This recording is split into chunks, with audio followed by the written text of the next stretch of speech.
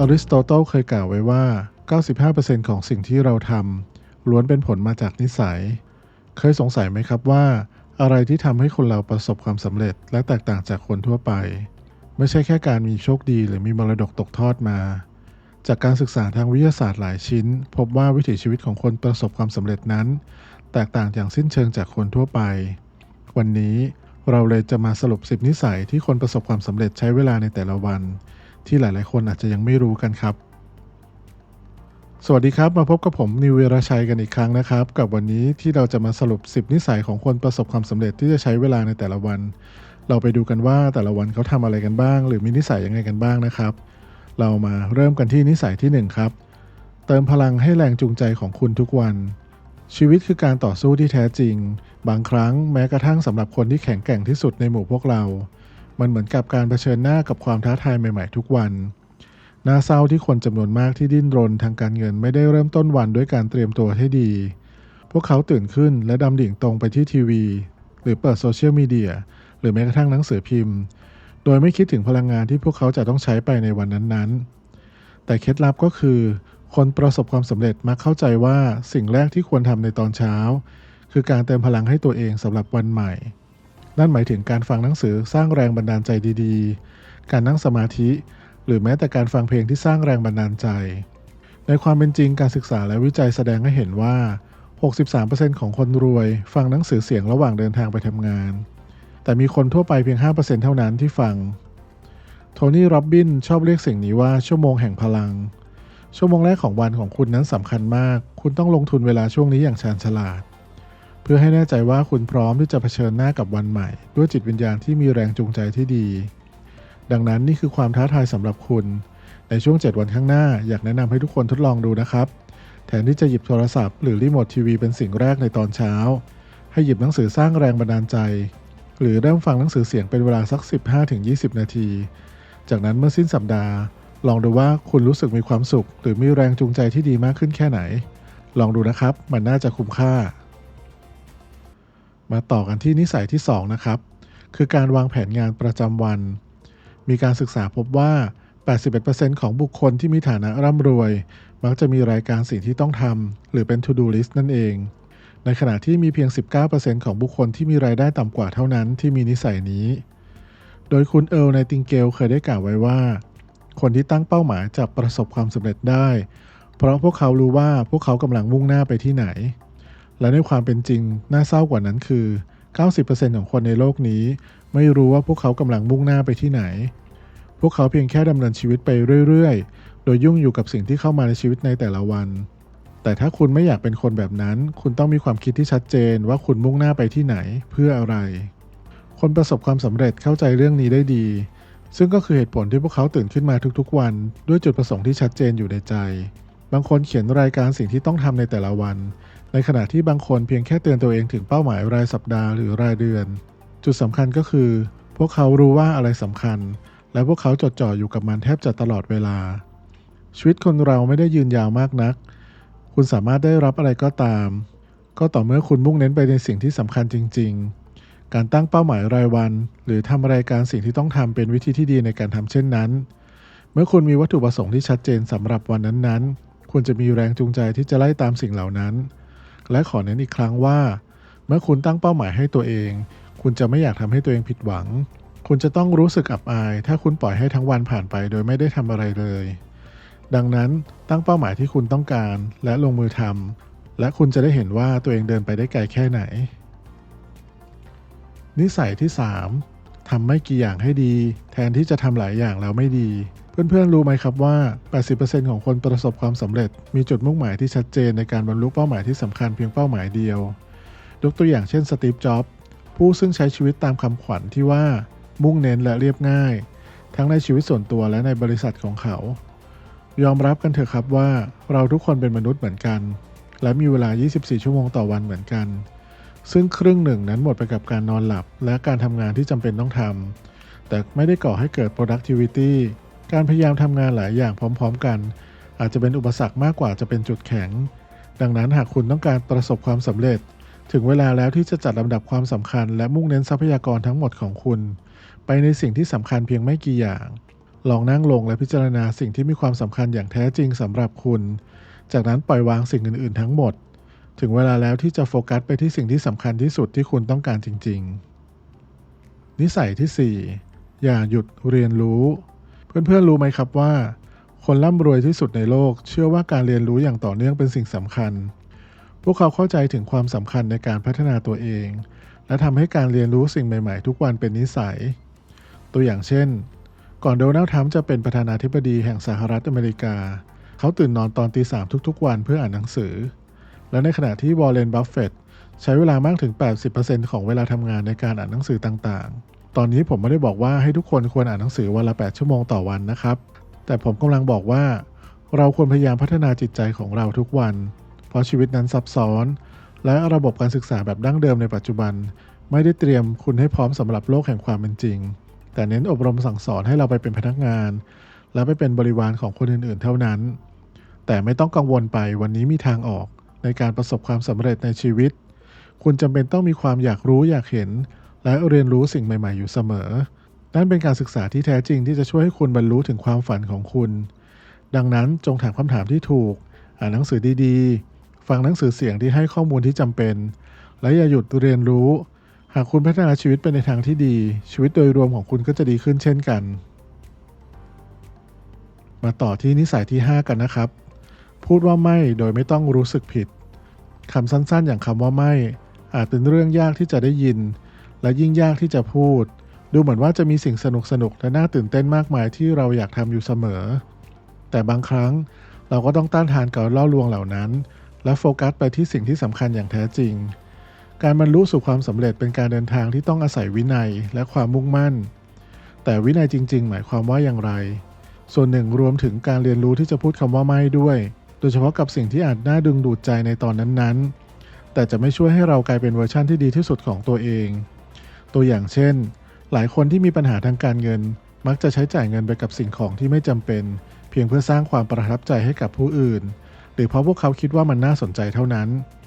เช่นเดียวกับการออกไปเที่ยวกับเพื่อนที่ไม่สร้างคุณค่าให้กับชีวิตของเราการสังสรรค์เพียงเพื่อจุดประสงค์นั้นหรือการนินทาสามารถเบี่ยงเบนความสนใจเราจากเป้าหมายได้ทั้งหมดการเรียนรู้ที่จะพูดว่าไม่กับสิ่งเหล่านั้นเป็นขั้นตอนที่สำคัญบนเส้นทางสู่ความสำเร็จนิสัยที่ 6 จัดการงานยากๆก่อนลองนึกภาพดูนะครับตื่นเช้าขึ้นมาดวงอาทิตย์กำลังสาดส่องนกกำลังร้องเพลงและคุณรู้สึกสดชื่นและกระปรี้กระเปร่าคุณรู้ว่านี่คือเวลาที่เหมาะสมที่สุดที่จะจัดการกับงานใหญ่ๆที่น่ากลัวที่คอยครอบงำคุณมาตลอดหลายวันหรืออาจหลายสัปดาห์เลยก็เป็นได้ตามที่ไบรอัน เทซี่ผู้เขียนหนังสือ Eat That Frog กล่าวไว้ว่าในตอนเช้าคือเวลาที่คุณมีแนวโน้มที่จะทำงานได้อย่างมีประสิทธิภาพมากที่สุดและเมื่อคนประสบความสำเร็จเริ่มต้นวันใหม่ด้วยการมุ่งเน้นไปที่งานที่สำคัญที่สุดพวกเขาก็สร้างโอกาสให้ตัวเองประสบความสำเร็จด้วยพลังของยามเช้าแบบนี้นี่เองแต่นี่คือประเด็นเราทุกคนต่างก็ขี้เกียจมันเป็นธรรมชาติของมนุษย์ดังนั้นแทนที่จะใช้เวลาเช้าอันมีค่าจัดการกับงานง่ายๆลองเปลี่ยนเป็นจัดการกับงานยากๆก่อนเลยเมื่อเราทำเช่นนี้เราก็จะก้าวหน้าไปสู่เป้าหมายโดยรวมของเราได้มากกว่าและทำให้ตัวเองแตกต่างจากคนทั่วๆไปเพื่อให้ง่ายต่อการต้านทานสิ่งรบกวนต่างๆเช่นโซเชียลมีเดียและข่าวสารต่างๆในแต่ละวันคุณสามารถสร้างกฎให้กับตัวเองเช่นไม่ใช้โซเชียลมีเดียก่อนเที่ยงด้วยการทำเช่นนี้คุณจะสามารถใช้5ชั่วโมงแรกของวันกับงานที่สำคัญที่สุดจริงๆและทำให้บรรลุเป้าหมายได้เร็วกว่าคนอื่นๆดังนั้นหากคุณต้องการเพิ่มประสิทธิภาพในการทำงานและบรรลุเป้าหมายอย่าลืมจัดการกับงานที่สำคัญที่สุดก่อนเป็นสิ่งแรกในตอนเช้านิสัยที่ 7 มองเห็นตัวเองเป็นผู้ชนะเมื่อพูดถึงการลองสิ่งใหม่ๆความแตกต่างระหว่างคนทั่วไปกับคนประสบความสำเร็จนั้นค่อนข้างชัดเจนในขณะที่คนทั่วไปอาจจะพยายามผจญภัยไปในดินแดนที่ไม่มีใครสำรวจมาก่อนแต่พวกเขามักถูกครอบงำด้วยความรู้สึกไม่แน่นอนเกี่ยวกับผลลัพธ์ในทางกลับกันคนประสบความสำเร็จมักมีความสามารถในการจินตนาการถึงความสำเร็จได้อย่างชัดเจนพวกเขามีความคิดที่คาดหวังที่จะสำเร็จอยู่เสมอไม่ว่าสถานการณ์จะท้าทายแค่ไหนก็ตามความมั่นใจที่ไม่หวั่นไหวในความสามารถของตนช่วยให้คนประสบความสำเร็จสามารถมุ่งเน้นพลังไปที่การบรรลุเป้าหมายของตนพวกเขาขับเคลื่อนด้วยความเชื่อที่ฝังแน่นว่าความพยายามของพวกเขาจะส่งผลดีโดยไม่คำนึงถึงอุปสรรคที่ขวางทางพวกเขาอยู่ค ความมองโลกในแง่ดีเช่นนี้ช่วยให้คนประสบความสำเร็จโฟกัสให้กับการแสวงหาสิ่งที่ตัวเองต้องการอย่างสุดหัวใจด้วยความเชื่อที่ว่าพวกเขาจะประสบความสำเร็จในที่สุดด้วยมุมมองเชิงบวกเช่นนี้คนประสบความสำเร็จสามารถรวบรวมทรัพยากรทั้งหมดของตนและทำงานหนักที่จำเป็นเพื่อให้บรรลุวิสัยทัศน์แห่งความสำเร็จที่ตั้งไว้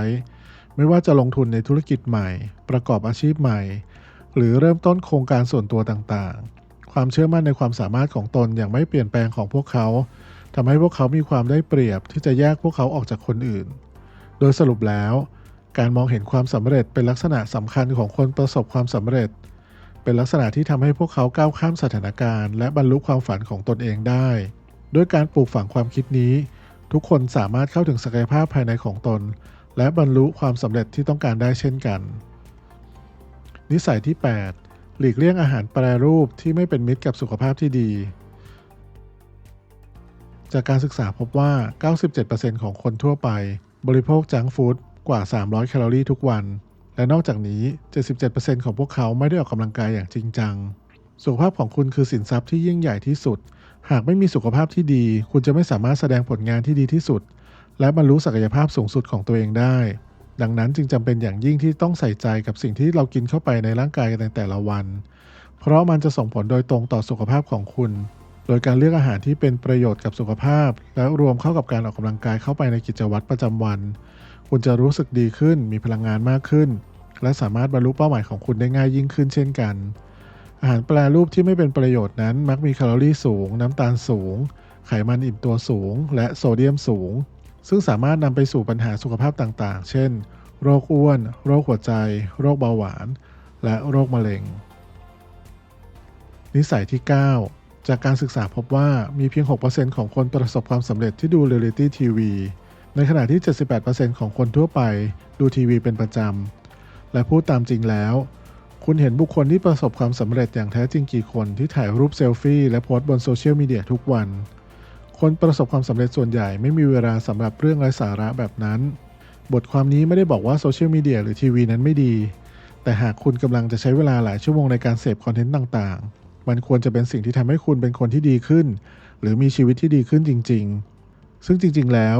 ยิ่งคุณต้องใช้ความบันเทิงจากโซเชียลมีเดียมาช่วยเพื่อให้ผ่านพ้นวันนั้นๆไปได้โอกาสที่คุณจะอยู่ดีมีสุขทางการเงินก็จะยิ่งน้อยลงการใช้เวลาบนหน้าจอบนแอปพลิเคชันต่างๆเป็นหลุมพรางดูดซับเวลาของคุณและทำให้ยากที่จะจดจ่อกับสิ่งที่สำคัญจริงๆหากคุณใช้เวลามากเกินไปกับหน้าจอคุณอาจพบว่าตัวเองกำลังเลื่อนดูโซเชียลมีเดียเล่นเกมหรือดูทีวีแทนที่จะทำงานออกกำลังกายหรือแม้กระทั่งใช้เวลากับคนที่คุณรักมาถึงนิสัยสุดท้ายกันแล้วนะครับคือหลีกเลี่ยงการพนันครับการพนันเป็นสิ่งที่ได้รับความนิยมในระดับโลกโดยเฉพาะในหมู่คนที่ดิ้นรนหาเลี้ยงชีพแต่พูดตามจริงแล้วการพึ่งพาโชคก็เหมือนกับการรอให้ยูนิคอร์นพาคุณบินไปดวงจันทร์แทนที่จะทำแบบนั้นทำไมไม่ออกตามหาคุมทรัพย์ด้วยตัวเองด้วยการตั้งใจทำงานและหาความรู้ใหม่ๆเพื่อจะได้มีวิธีการดีๆในการที่จะพาตัวเองออกไปอยู่ในจุดที่ดีขึ้นการพนันเป็นกิจกรรมที่มีความเสี่ยงสูงซึ่งหมายความว่า